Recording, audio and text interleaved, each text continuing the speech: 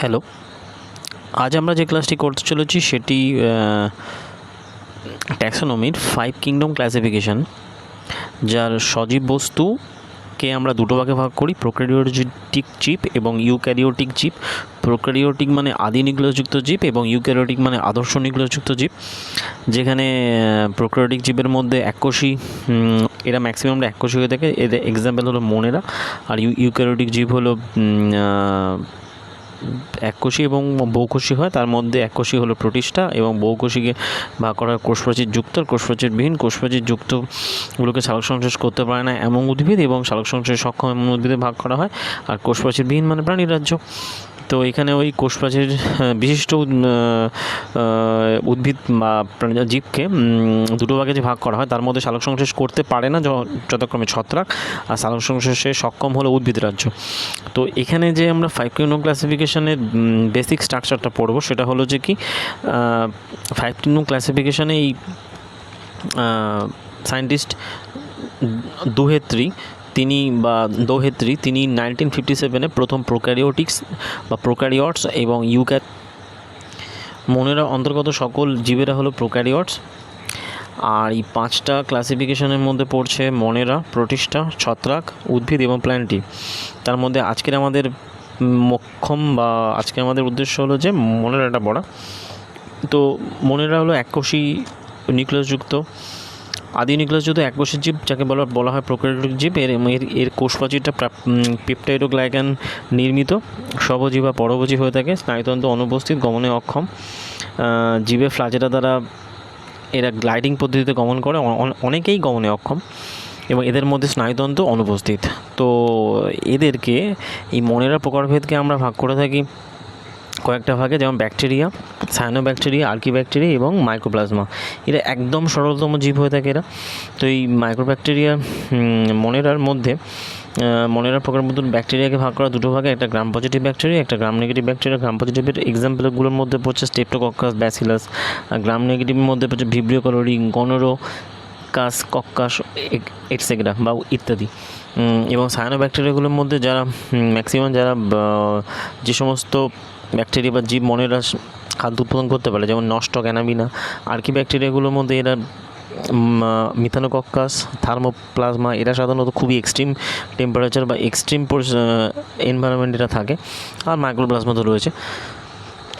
তো এর মধ্যে অ্যাক্টিনোমাইসিটিস এবং ব্যাকটেরিয়া ও ছত্রাকের মধ্যে সংযোগ স্থাপন করে একটা জীব, যাকে বলা হয় রে ফাঞ্জি বলা হয়। এবং এর এক্সাম্পলগুলোর মধ্যে হলো স্টেপ্টোমাইসিস এবং নোকার্ডিয়া। চরম প্রতিকূল পরিবেশে যে সকল ব্যাকটেরিয়া থাকে তাকে বলা আর্কিব্যাকটেরিয়া। এরাই প্রাচীনতম ব্যাকটেরিয়া, যেমন মিথানোব্যাকটেরিয়া, থার্মোপ্লাজমা। এদেরকে এক্সট্রিমোফিল বলা হয়। নিরবসব শৈবাল যেমন অ্যানামিনা, নস্টক প্রভৃতি স্বভোজী ব্যাকটেরিয়া হয়ে থাকে। মাইক্রোপ্লাজমা সবচেয়ে সরল ক্ষুদ্র মোনেরা এদের, এবং এই মোনেরার মধ্যে কোষপ্রাচীর অনুপস্থিত থাকে। নির্দিষ্ট আকৃতি না থাকার জন্য এদের প্লিওমরফিক ও বলা হয়ে থাকে। আর যেটা ইম্পর্টেন্ট সেটা মোনেরার, যেটা ইনসেটি থেকে আমরা যে মোনেরার পার্টটা পড়বো সেটা হলো ইনসেটিতে স্পষ্ট করেই বলা আছে যে এইসব জীবদের কোষে সুস্পষ্ট নিউক্লিয়াস এবং পর্দাবৃত কোষীয় অঙ্গন অনুপস্থিত থাকে, এমনকি এদের মধ্যে কারোর দেহেই বহুকোষী সংগঠন থাকে না। অপরদিকে অন্য অনেক বৈশিষ্ট্যের উপর ভিত্তি করে এরা বৈচিত্র্য প্রদর্শন করে। এদের মধ্যে কিছু জীবে কোষপ্রাচীর থাকে, আবার কিছু জীবে থাকে না।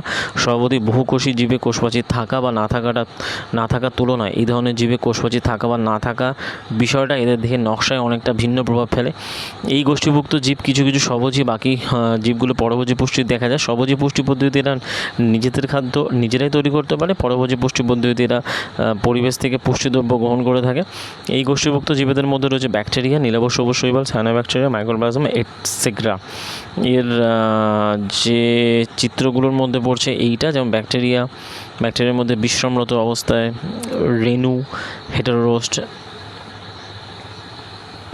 তো মোটামুটি এই ভিডিওটা আমাদের এখানেই শেষ হচ্ছে এবং এর পরের ভিডিওটা আসবে প্রোটিস্টার উপরে, যেটা অ্যাকচুয়ালি ইউক্যারিওটিকের মধ্যে পড়ে যাচ্ছে। ইউক্যারিওটিকের মধ্যে অবস্থিত এককোষী প্রাণী হলো বলা হয় প্রোটিস্টা। অর্থাৎ এই আমরা প্রথমে যে ছকটা করলাম মোনেরা, প্রোটিস্টা, প্ল্যান্টি, যে ছকটা আমরা করেছি, এই যে কোথায় গেল, এই তো যে মোনেরা, প্রোটিস্টা রাজ্যগুলোর মধ্যে, কিংডমের মধ্যে রাজ্য মোনেরা, প্রোটিস্টা, ছত্রাক, উদ্ভিদ, প্রাণী। তার মধ্যে প্রথমে চলে আসছে আমাদের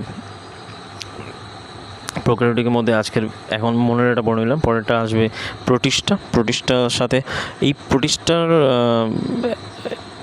ইনসাইটে দিয়ে কিছু নোটস তো থাকবেই, তার সাথে বিভিন্ন কোশ্চেন্সগুলো যেগুলো বিগত রেলওয়ে গ্রুপ ডি এবং এনটিপিসি পরীক্ষাতে এসেছিলো সেগুলো নিয়ে আমরা ডিসকাস করব।